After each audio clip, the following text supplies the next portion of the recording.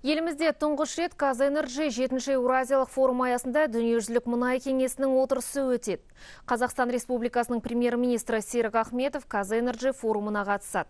Бұл жиын Қазақстанның осы салада маңызды әлеуетке ие екендігінің белгісі. Бұл туралы Қазақстан Республикасы үкіметінің ресми өкілі Ержан Ашықбаев хабарлады.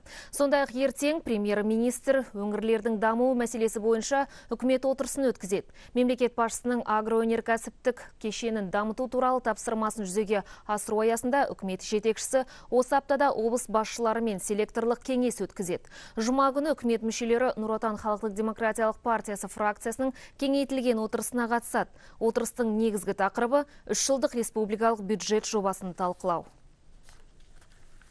2-3 қазанда Қазақстан Республикасы үкіметінің қолдауымен Астанада өзгеріс кезеңіндегі әлем тұрақты энергетикалық болашақты қалыптастыру тақырыбында 50 елдің өкілдері қатысуымен Қазэнерджінің 7-ші Еуразиялық форумы өткізіледі.